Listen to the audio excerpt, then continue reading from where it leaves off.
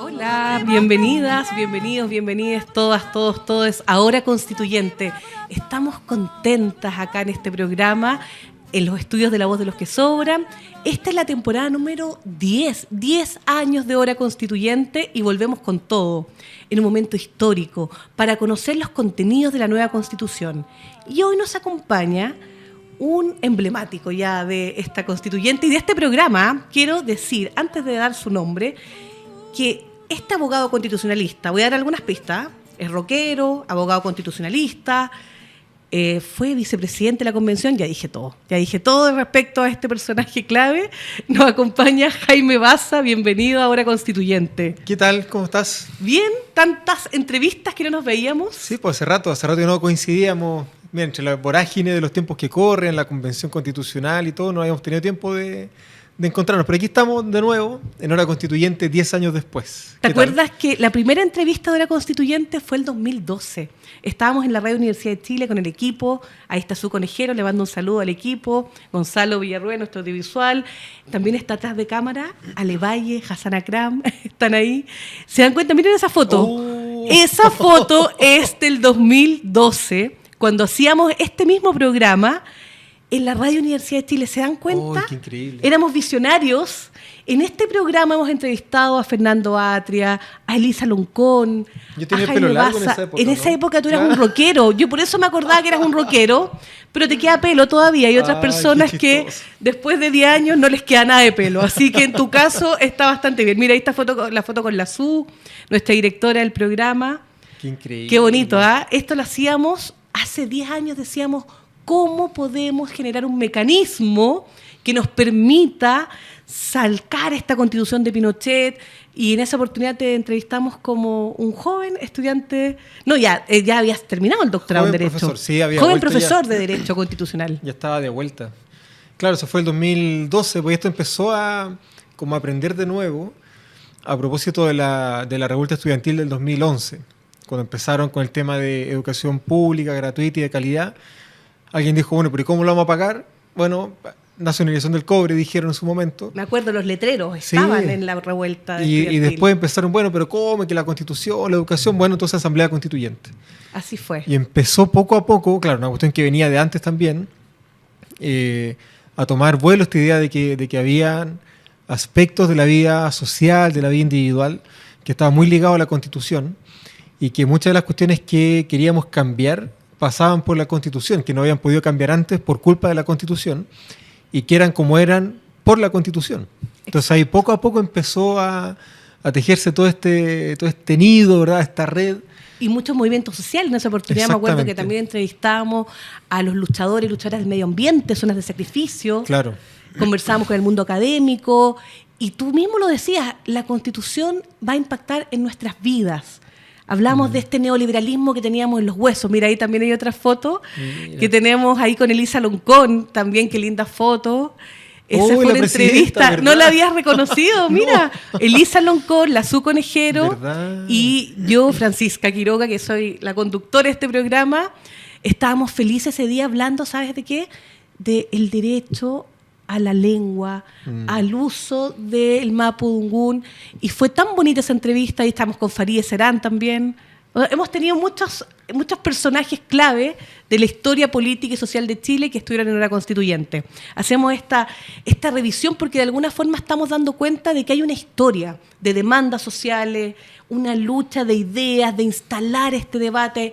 ¿Te acuerdas que decían, pero si no, esto no es importante? A la gente no le importa el cambio de la Constitución. Yo creo que habían dos grandes como contradiscursos que teníamos que enfrentar muy sistemáticamente en esa época. Uno era que la Constitución es algo que le importa a los políticos. ¿Ah? Me acuerdo. Y con esta típica denostación tan propia de Pinochet, los señores políticos, la clase política, como si fuera gente que vive en otra realidad. Bueno, a veces lo son, pero como si la Constitución fuera algo que solo importa a la clase política. Y después toda la discusión en torno a que la Constitución no impacta en la vida cotidiana.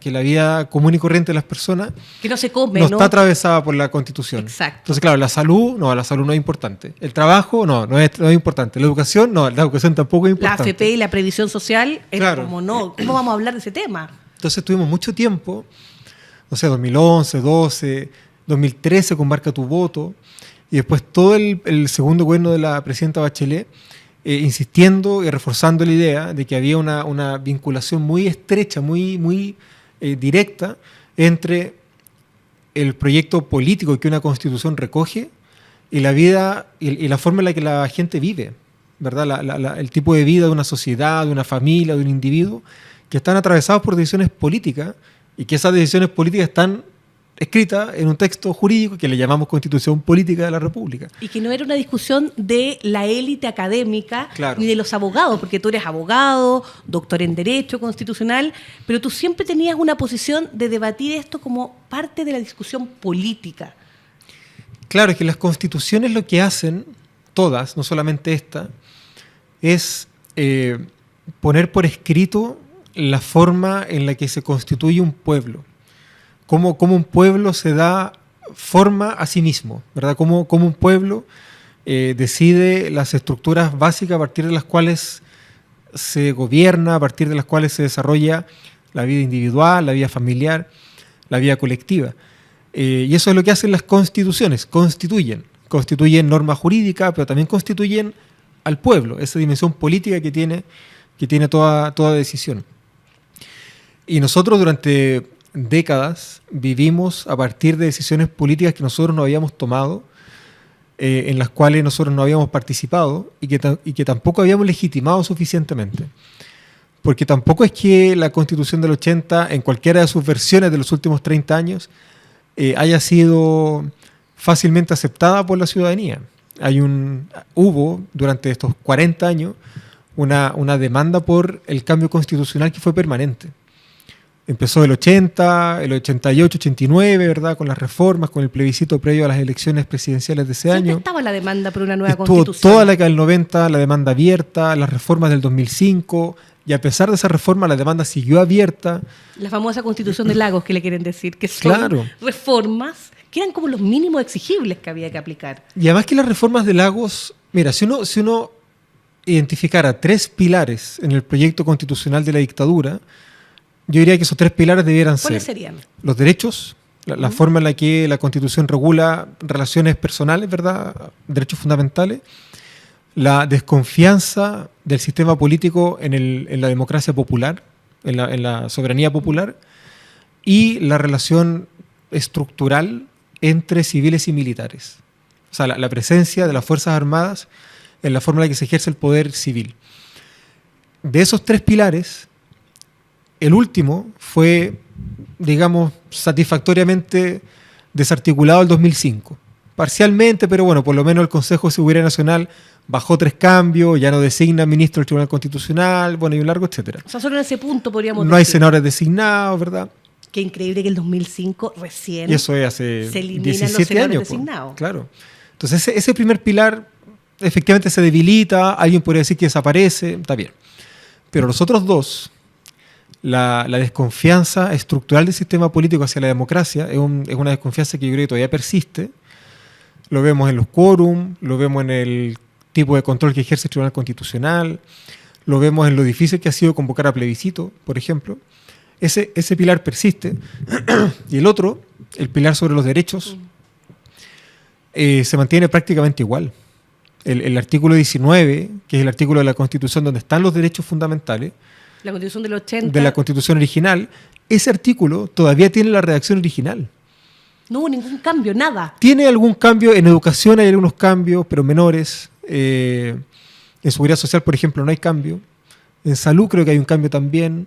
En medio ambiente no. O sea, si uno mira los conflictos sociales más agudos que hemos tenido en el último tiempo, están todos ellos atravesados no solamente por la Constitución vigente, sino que por las definiciones que se tomaron en los orígenes de la Constitución en la década del 80. Qué interesante Es esa la misma, es reflexión. el mismo. Esa reflexión histórica que además uno puede articularlo con las demandas sociales y políticas, medio Claro. ambiente, salud, educación, el concepto de una vida digna y también el reconocimiento a un otro distinto. Claro. Y además que interesante, porque efectivamente los conflictos sociales más duros que hemos tenido en los últimos 30 años son conflictos que están atravesados por las insuficiencias o por las deficiencias de la Constitución. En materia medioambiental, por ejemplo, un tecnicismo, pero por ejemplo cuando se aprobó la Ley de Bases Generales del Medio Ambiente, por una interpretación constitucional, se estableció que esa ley, en la década del 90, se iba a aplicar a las nuevas actividades. O sea, se dijo de aquí para adelante. Y sin embargo, todas las actividades económicas, extractivas que estaban vigentes hasta ese entonces, Se mantenían todo igual. pasaron por el aro. O sea, no toquemos el modelo extractivista, Exactamente. rentista, chileno. Entonces eso permitía mantener el status quo completamente. Y lo mismo ha pasado con educación, ¿verdad? Que han habido esfuerzos importantes en los últimos 30 años, ¿verdad? El producto de movilizaciones del Claro, mundo pero estudiantil. gracias a la presión social, pero además los cambios que han habido no han sido cambios realmente estructurales.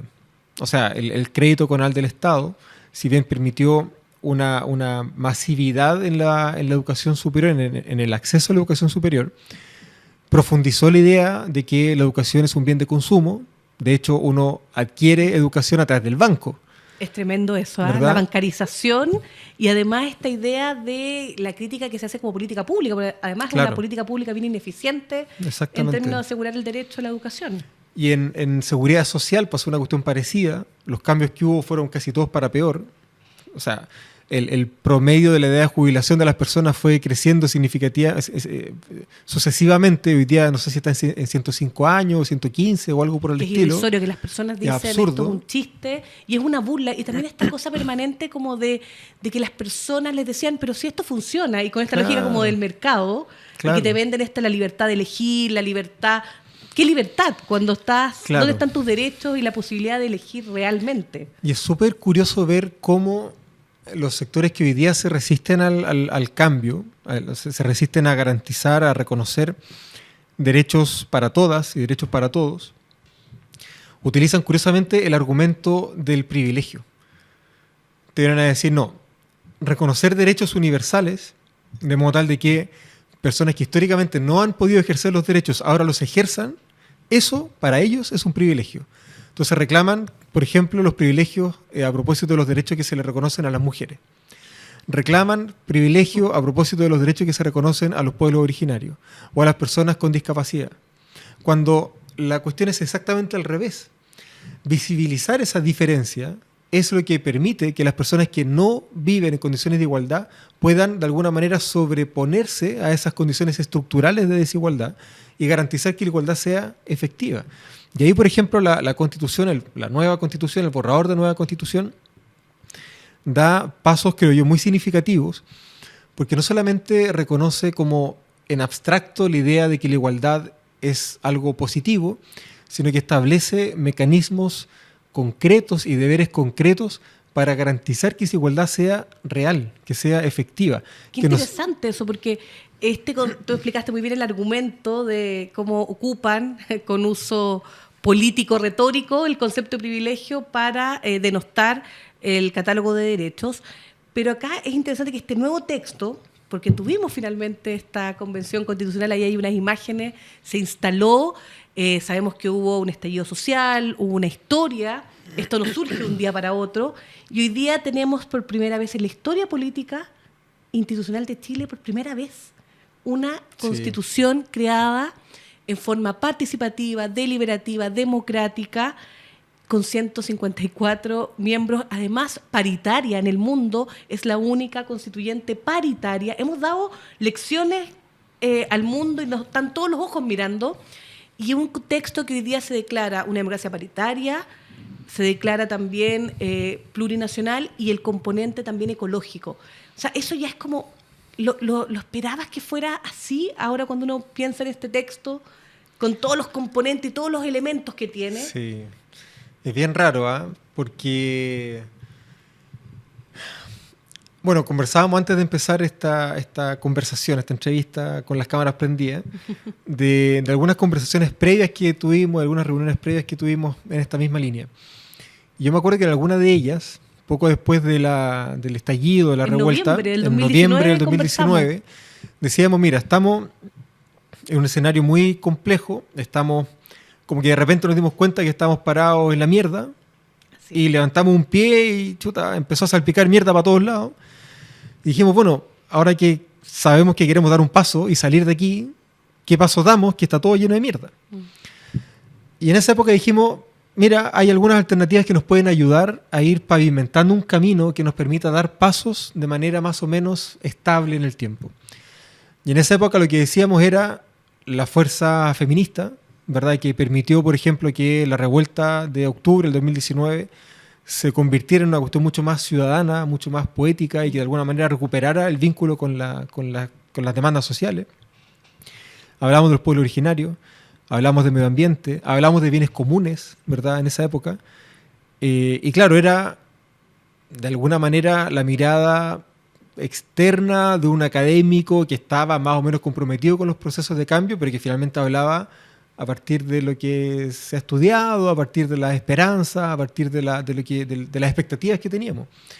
Y claro, mirar ahora que tenemos el borrador de la nueva Constitución redactado, que esas cuestiones se recogen, ¿verdad? Que efectivamente hay una democracia paritaria, que efectivamente hay un reconocimiento expreso a la forma de convivencia entre el pueblo de Chile y los pueblos originarios, que el medio ambiente tiene una centralidad importante en el borrador de la nueva Constitución, que la constituyente se ha declarado trabajando en crisis climática, que hay una protección de los animales en la Constitución.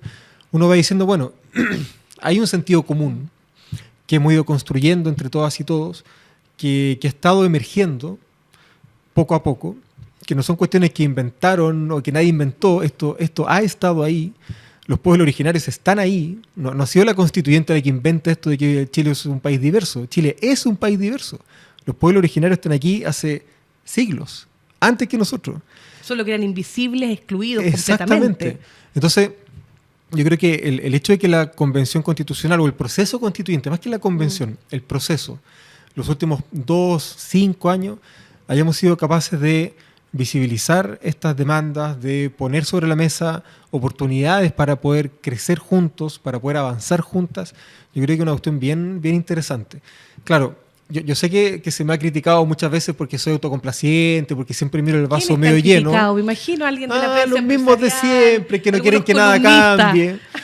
Pero la verdad, yo creo que en este momento, yo creo que tenemos el deber, la responsabilidad de mostrar un camino que nos permita efectivamente salir de la crisis en la que hemos estado en el último tiempo y que nos permita sobre todo dar pasos para construir un país mejor, para construir formas de convivencia social, política, que sean más honestas, más horizontales, más equitativas, más justas, más igualitarias. El vivir mejor, ese concepto. Claro, y uno podría andar por la vida diciendo que está todo malo y que, bueno, en fin, claro, uno puede hacer eso, pero si uno puede mirar las cosas y mostrar lo positivo que se ha hecho en este tiempo, yo creo que tenemos la responsabilidad de transmitir esa posibilidad, porque no es una esperanza, creo yo, vacía, es una esperanza que se sostiene en hechos concretos, es una esperanza que se sostiene en decisiones políticas que se han puesto por escrito en el borrador de la nueva Constitución y que ponen ahí sobre la mesa, como te decía, cosas que venimos conversando hace mucho tiempo, ¿verdad? No solamente nosotras dos, que nos ha tocado además conversar esto hace mucho tiempo, sino que ciudadanía que viene con este tema de la igualdad, de las pensiones, de la educación, de la salud hace mucho tiempo. Y es un proceso que surgió de abajo hacia arriba, que eso es súper interesante también, ¿no? Cuando uno ve procesos participativos que se instalan demandas de abajo hacia arriba, y así logramos, porque ese es un trabajo histórico de muchas personas, y a ustedes les tocó encarnar esta convención. Más allá, hablar del proceso constituyente, la convención, ahora hay un cierre, hay un texto borrador del mes de mayo, que yo lo he leído, y muchas personas lo están leyendo, lo están estudiando, y me encantaría que tú nos explicaras cómo es el catálogo de derechos sociales que están asegurados en este nuevo texto, y por qué antes no estaban, ya lo mencionaste, que en la Constitución del 80... el artículo 19, que ahí aparecían cuando te decían, anda a mirar el artículo 19, las garantías y derechos. Ahí están.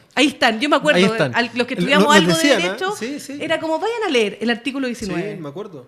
Y nos decían, oye, pero ¿cómo es que la Constitución no garantiza la salud? Si ahí está el artículo 19, número 9, vaya a leerlo. Y te decían así como con una cara de palo, vaya a leerlo. Mira. ¿Qué tenemos ahora para que la gente que está viendo, escuchando este programa diga, mira, estos son los derechos que hoy día están en este catálogo robusto y que marcan la diferencia con nuestra historia política constitucional en Chile? Mira, yo diría que hay tres tipos de cambios importantes.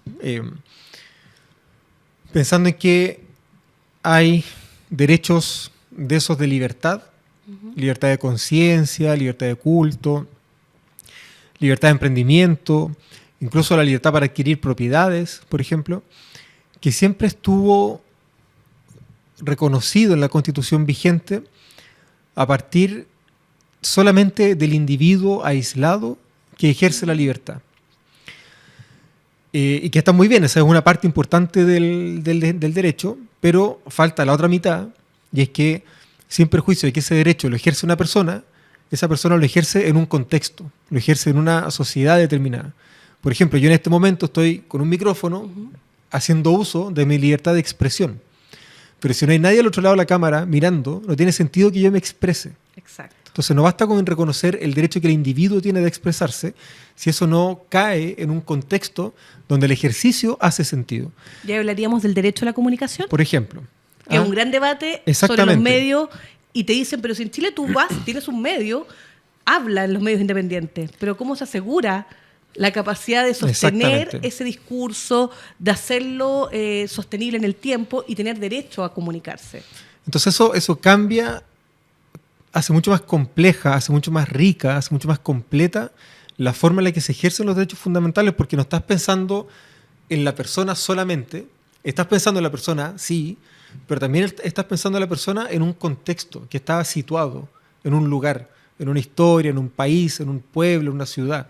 Entonces yo creo que hay un primer como cambio importante, derechos de libertad que venían de la Constitución del 80, pero que hoy día tienen un reconocimiento distinto, más profundo, creo yo, más complejo. El segundo gran cambio, creo yo, está en los derechos sociales, en esos derechos que principalmente necesitamos las personas que vivimos de nuestro trabajo, que son salud, vivienda, educación, privilegios, ¿verdad? Cosas que le importan a las tres comunas del sector oriente. Del siglo XX. ¿Cierto? Claro. Que uno dice son debates históricos del siglo XX. Y que son estructurales de nuestra forma de vida. La salud, el trabajo, la vivienda, la educación, las pensiones, son derechos que se vienen de alguna manera construyendo desde el siglo XIX, que tienen una centralidad muy importante en el siglo XX y que por las razones propias de nuestra historia constitucional reciente forman parte de una discusión que Chile se saltó. Bajo el alero de la Constitución del 25, sobre todo como consecuencia de la forma en la que Chile enfrenta la crisis del 29 y el fortalecimiento del Estado a partir de la Corfo, la década del 30, etc., Chile venía construyendo un tipo de sociedad. El modelo de industrialización. Exactamente, que estaba construido sobre una clase media emergente, que estaba anclada en el trabajo público, en la escuela, en el hospital. El rol de los profesores, que era tan importante. Donde Ser hijos de profe, los profesores normalistas. La clase media Exactamente. chilena. Y esa clase media, ¿qué punto de encuentro tenía? La educación, el trabajo, el consultorio, el hospital, etc. Y esa conversación, ese proceso, que es el proceso de construcción del estado de bienestar, se rompe con el golpe y se altera muy radicalmente la evolución que estaba llevando hasta ese momento la historia constitucional chilena. Entonces pasamos de un modelo que estaba tratando de construir un estado de bienestar con empresas públicas muy robustas, empresas públicas como la Anchile, como Entel, como la Telefónica, hoy día se llama Movistar. Que después todas se privatizaron. Que se privatizaron a precio de huevo, pero... Y ganaron unos pocos que son empresarios que se hicieron millonarios. Y estábamos en ese trance, en ese tránsito, y de repente todo esto que se estaba construyendo como bienes públicos, como bienes comunes, se entrega al mercado. Entonces tú durante 40 años tuviste que ir a comprar salud al mercado, educación al mercado. De la mercantilización de los derechos. Y de la vida, la mercantilización de la vida. Tu vida estaba mercantilizada. Exactamente. Que los que vivimos en los 90, los que somos de cuarentones. Bueno, yo estoy por ahí también. Estamos Yo por también, ahí. Los vivíamos en la G90, ¿no? Que era como, Sí, todo po. era la lógica, tienes que ser un gran emprendedor. O sea, imagina. ¿No? Y el modelo de la época era el yuppie. Claro, Ese hombre por cierto, claro, no había mujeres. que se dedicaba, no sé, por la bolsa de valores y que tenía un departamento, no sé, en Nueva York. Y éramos los jaguares de América Latina, ¿te acuerdas? Entonces era todo un discurso muy marketing, con los medios de comunicación amplificando este discurso. Además que había que estudiar cosas que fueran rentables.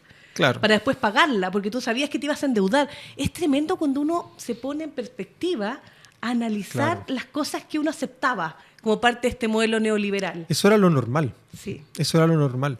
Entonces, ahí hay un segundo cambio del catálogo de derechos fundamentales, porque estos bienes comunes, que son bienes públicos, la educación es un bien público, se van a extraer del mercado de modo tal de que el ejercicio de esos derechos se pueda garantizar en condiciones de igualdad, para que todos podamos ejercer derechos fundamentales, tan fundamentales para nuestra vida como estos, educación, salud, trabajo, vivienda, no a partir de lo que tenemos, sino que a partir de lo que somos. Mira lo que estoy diciendo. Pero es como del ABC. El ABC, pero eso no lo teníamos. No, po. No lo tenemos. Y esta Constitución, por primera vez, porque tuvimos este retroceso con esta Constitución del 80, este cuerpo de Pinochet y el neoliberalismo puesto en esa Constitución, ahora vamos a tener el quiénes somos. Claro, derechos que se reconocen por el solo hecho de ser personas.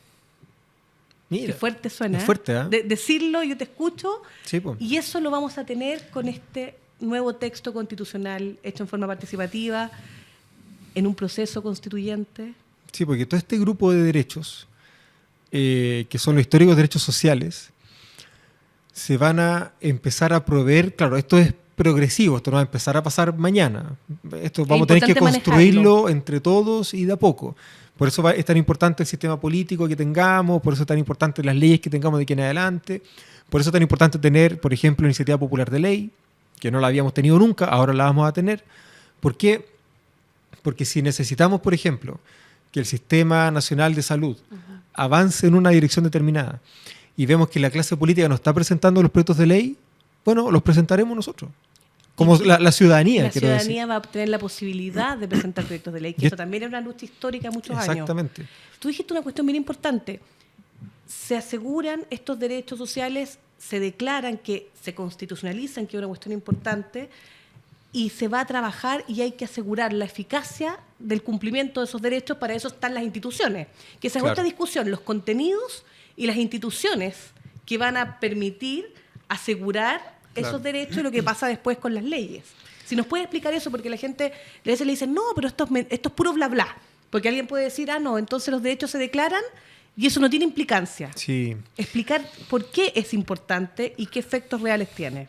Mira, esta es una vieja discusión en el derecho constitucional. Es Cuéntanos. una discusión tan vieja como el propio derecho constitucional, porque en algún momento se dijo, bueno, si los derechos son tan importantes y si los derechos forman parte de tu condición de persona, entonces no es necesario ponerlos por escrito. Claro, es una interpretación. Entonces alguien dijo, hace 250 años, dijo, no, esto hay que ponerlo por escrito. ¿Quién dijo eso? Danos el nombre para agregarlo a la bibliografía.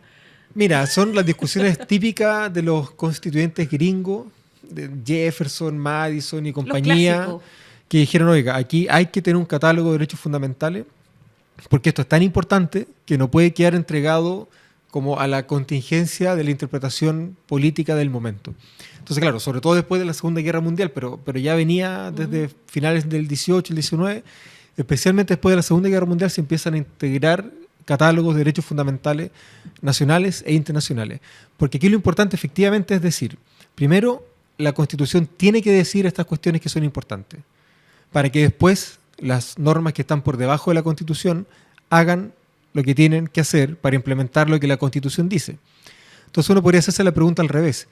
¿Podríamos tener educación pública, gratuita y de calidad si la educación no dijera que si la Constitución no dijera que la educación es un derecho? Probablemente sería mucho más difícil. Perfecto. Entonces, dado que la Constitución da el paso y sienta las bases para la discusión posterior, es que podemos dar la discusión posterior. Entonces, ahora, claro, la Constitución dice que habrá, por ejemplo, derecho a la salud. Ya. ¿Es suficiente con esa declaración? No, no es suficiente.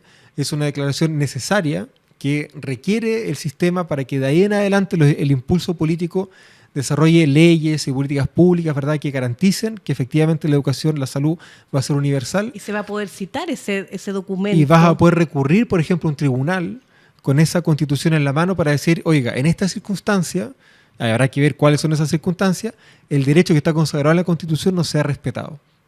Y eso se va construyendo progresivamente como un poco la idea de una pirámide, ¿cierto? Como que la Constitución está en la punta de la pirámide y bajo la Constitución están las leyes, los reglamentos, las sentencias que van dándole sentido y van desarrollando un poco el contenido de ese derecho fundamental. Y hay una tercera pata, están los derechos de libertad que van cambiando, los derechos sociales. ¿Y la tercera? Y hay una tercera patita del catálogo de derechos que son los que podríamos llamar los derechos nuevos. Derechos que no habían estado nunca en una constitución en Chile. Por ejemplo, el derecho a los cuidados. Por ejemplo, el derecho a los cuidados, el derecho de las personas que viven con discapacidad, el derecho de las personas neurodivergentes, que son muchísimas personas en Chile, el derecho de hombres y mujeres a vivir en condiciones de igualdad, el derecho de las mujeres a vivir en un medio ambiente libre de violencia, especialmente de las niñas y de las minorías sexuales, derechos sexuales y reproductivos, el reconocimiento y protección de la naturaleza como un objeto que tiene que ser protegido y no solamente como el derecho que tenemos las personas a vivir en un medio ambiente libre de contaminación. O sea, el catálogo de derechos hoy día, con la nueva Constitución, da un paso, un avance cualitativo muy importante porque recoge lo que venía construyendo el constitucionalismo chileno, toma lo de la Constitución del 80, lo mejora, creo yo, de manera muy significativa. Las libertades, dándole esta mirada del conocimiento situado y el contexto. Exactamente. Me gustó esa diferenciación. Sí. Y eso se nota, es una cuestión estructural, pues está muy presente. Y da un paso más allá, ¿cierto? Reconociendo derechos nuevos y sobre todo tratando de entregar las herramientas necesarias para que la sociedad pueda hacer frente a sus problemas con la constitución de su parte. Con la constitución de parte tuya, de tu lado, ¿cachai? Y que lee que yo creo que algo que no habíamos tenido nunca, claro. Siempre uno dice las instituciones van atrasadas como 10 o 20 años a lo que ha pasado en la sociedad. Y ahora tenemos la oportunidad que esta sociedad, con sus transformaciones, su diversidad, va a tener una constitución que la lee. Mira, esta es una constitución que mira harto hacia el pasado, es verdad. Reconoce su historia. Trata de hacerse cargo de las deudas que ha significado esa historia, por ejemplo, en materia de salud, trabajo, educación, vivienda, pero que al mismo tiempo, siendo muy consciente de su presente, mira hacia el futuro con mucha esperanza y con mucho optimismo. Entonces, claro, es consciente de su presente porque el presente hoy día está marcado por una situación difícil, por una crisis, ¿verdad?, que ha sido difícil de manejar, pero una crisis que de alguna manera nos atraviesa a todas y a todos, en materias familiares, laborales, de género. Además que todo esto se vive en la vida cotidiana de las personas. Eso también reforzarlo, porque hemos hablado hoy día, hemos hablado del catálogo de derechos, pero hemos hablado también los tipos de derechos, hemos hecho una revisión histórica y además este programa lo que busca es que terminemos con un mensaje de decir por qué hay que aprobar esta Constitución y qué es lo que significa, porque uno tiene que tener emoción también, no caer en los tecnicismos ni en esta cosa de que la gente le gusta una cosa, no le gusta otra, cómo entiende el texto en su globalidad y cómo esto va a impactar en nuestras vidas, en vivir mejor. Mira, yo creo que el texto, el borrador de nueva Constitución tiene una potencialidad muy, muy importante porque primero fue escrita por gente común y corriente. Esta es una convención constitucional muy ciudadana, con pocos políticos profesionales, con pocas políticas profesionales. El 70% independiente. Mucho independiente, mucha gente que viene de la vida cotidiana y que se sentó a conversar en una mesa donde había 154 personas que de alguna manera compartían esos malestares, esas esperanzas desde posiciones sociales distintas. Se dice mucho que la derecha, que no consiguió el tercio de bloqueo, que quedó excluida, pero si uno lo piensa de verdad, más allá de la dicotomía izquierda-derecha, la Convención Constitucional está compuesta por personas que representan nuestra vida común y corriente, nuestra cotidianidad. Entonces, claro, ¿cómo impactan esas decisiones en nuestra vida? Bueno, reconociendo, por ejemplo, el derecho a la vivienda. las políticas públicas con una constitución que reconozca la vivienda son muy diferentes a aquellas políticas públicas con una constitución que no reconoce la vivienda como un derecho. Lo mismo las relaciones que se dan en el trabajo, las relaciones que se dan entre hombres y mujeres, la garantía de la educación, la protección de la naturaleza. Y el agua. El agua, la forma en la que recuperamos el agua. La forma en la que recuperamos el agua. Esto es, yo me acuerdo haber visto tantos papers, artículos, donde se decía Chile, el mercado del agua era inentendible ni siquiera para académicos de Era Harvard, único, me acuerdo. Era único en el mundo. No lo entendía ni el más liberal, de derecha lo entendía, decía este es un caso chileno. Ahora, reconocer el agua, sí. ¿Cómo quedó escrito en la Constitución con respecto al agua? Bueno, reconoce que es un bien público. Lo primero. Que yo creo que es una cuestión básica. Y luego establece ciertas priorizaciones para su consumo. Pero claro, tampoco nos vamos a ir en la volada romántica de que el agua es solo para ir a sacarle fotos a los manantiales o a los ríos. Nosotros sabemos que el agua es vida y también sabemos que el agua es un pilar fundamental en muchas industrias productivas. No solo en la agricultura, también la minería. Entonces, una de las cuestiones que hace la Constitución es que prioriza ciertos usos. Y el primer uso prioritario es el consumo humano. Exacto. Una cuestión que uno dice, bueno, obvio, ¿qué otra cosa podría ser más prioritaria que tomar agua, verdad? Yo creo que ese cambio de perspectiva, que no desconoce que hay actividad económica con el agua que tiene que seguir desarrollándose, pero sí pone el foco, pone la centralidad en que el agua es un bien público, es un bien común, que es connatural a la vida, que es clave para la vida y que prioriza ciertos usos, entre ellos el consumo humano. Esto que tú acabas de decir, hemos revisado, si te das cuenta, todos los componentes y por qué esta Constitución es la que esperábamos que tener, con contenidos, con instituciones. Y aquí te dejo la pregunta del cierre, porque queremos que este programa vaya así como al callo. Si alguien tiene que decir, escucha Baza, y me dijo que tenía que aprobar esta Constitución por estas razones, y que te cite, porque hay que reconocer, yo te quiero hacer un reconocimiento a tu trabajo como vicepresidente, porque te tocó difícil. A Jaime Baza le tocó ser el vicepresidente, junto con Elisa Loncón, donde tuvieron que ordenar, ya me contaba, fuera de cámara, de que tenían que preocuparse hasta de pedir papeles de oficina, porque no tenían nada. O sea, se hizo una constituyente con un gobierno de derecha, donde estaba en cuestionamiento su política, su desarrollo, claro, y que no quería esta convención constitucional. Y así todos se instalaron y lograron hacer funcionar con un reglamento interno que fue complejo, y eso yo creo que también es meritorio. Yo creo que tuviste ahí mucha capacidad de negociación y yo creo que también habilidades emocionales para enfrentar toda la presión, tú con Elisa Loncón, toda la prensa, y han tenido también una prensa adversa, porque aquí se está pensando el Chile y las verdaderas transformaciones. Porque a veces la gente está muy centrada en quién es presidente, en el presidencialismo lo llevamos los huesos también, ¿no? Es como muy preocupado de quién es gobierno. Sí. Pero hay preguntas más de fondo que la constituyente nos hace pensar el Chile que queremos, que soñamos y que nos va a regir, y estamos pensando un Chile a 30 años. Entonces creo que esa lógica de salir de la coyuntura y mirar lo que se ha hecho, creo que es súper interesante. Sí. Y las felicitaciones, Iván, para tu fase de vicepresidente, constituyente. Muchas gracias. Y eso no, yo creo que fue muy evidente, hay evidencia de logro. Y aquí viene la pregunta como del logro, la ambición de lograr cosas. Y la alegría también, porque yo creo que hay que volver a esa emoción de sentir, hemos logrado algo importante. Mira, yo creo que esta pregunta tiene dos grandes respuestas. Voy a tratar de ser lo más breve posible para que sirva efectivamente de cierre y para que pueda ser citado. No, primero, yo creo que hay un cambio radical en la forma en la que las personas empezamos a estar en el centro de la vida pública. El centro de la vida pública ya no son las empresas, ya no es la FP, ya no es el ISAPRE, pero somos nosotras, las personas comunes y corrientes. Yo creo que ese solo ejemplo debería ser suficiente para votar a prueba, por el tema del agua, de los cuidados, bueno, en fin.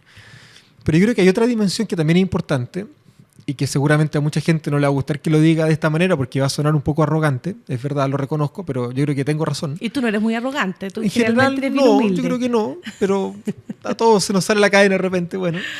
Y es que el problema de legitimidad del orden constitucional chileno lleva abierto 40 años.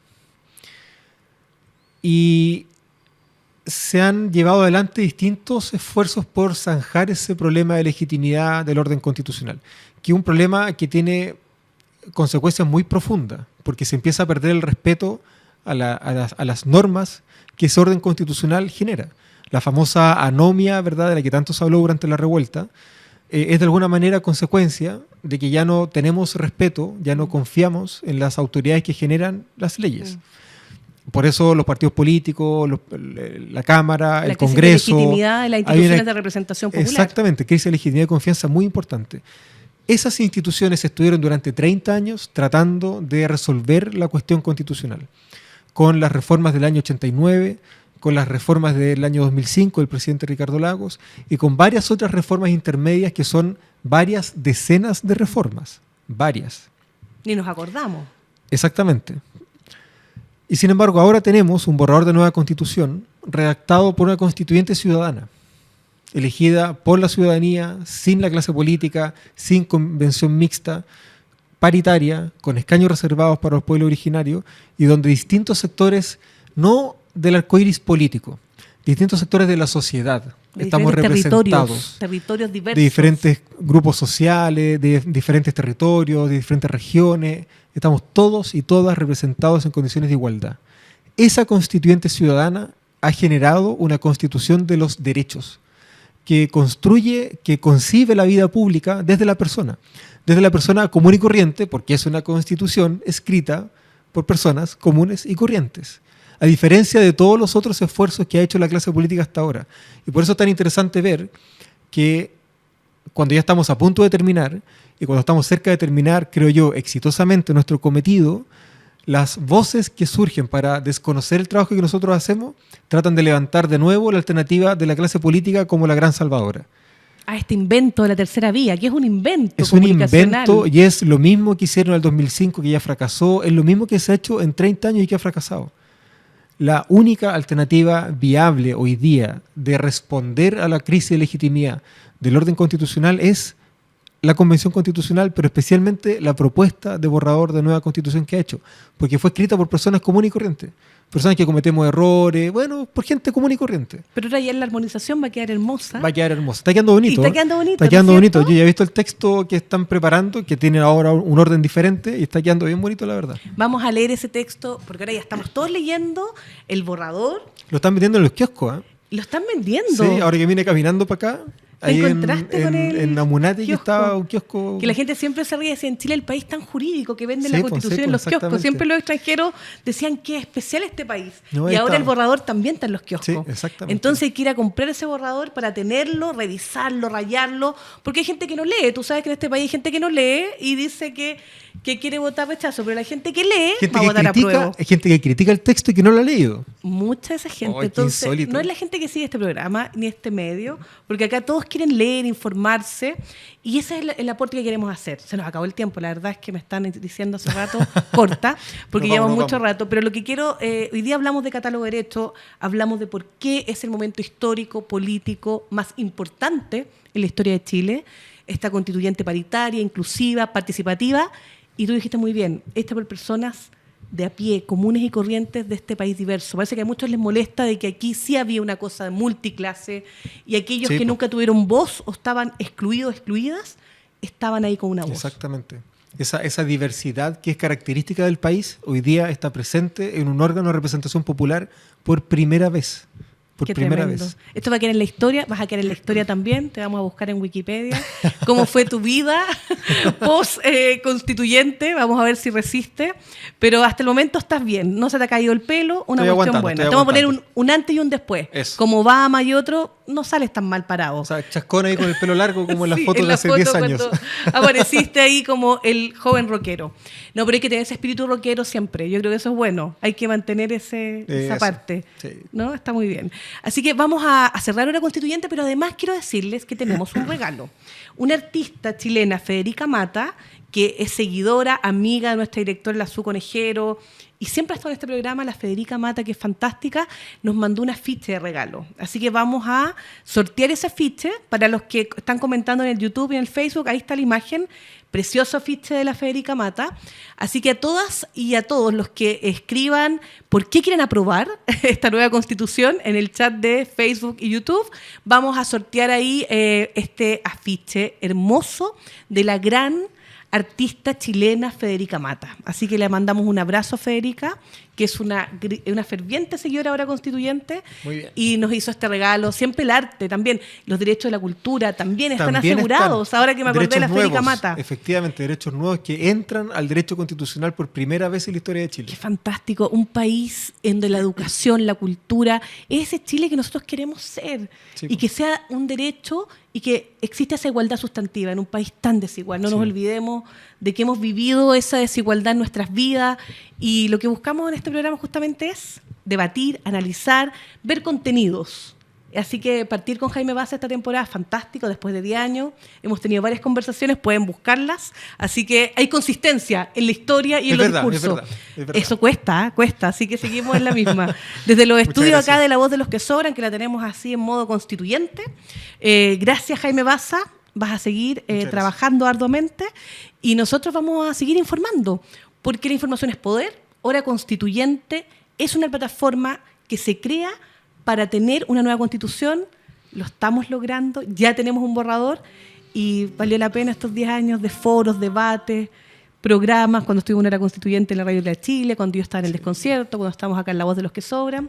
Y aquí estamos en el medio que surge de la épica constituyente. Así que, qué mejor que estar en La Voz de los que Sobran. Síganos en Facebook, YouTube, Instagram, Twitter. También estamos en Twitch, porque tenemos que estar en todas las plataformas. Así que este programa Hora Constituyente en todas las redes sociales. Y compartan, pónganle like, me gusta, es bueno para el algoritmo, porque tú sabes que la lucha en las redes sociales...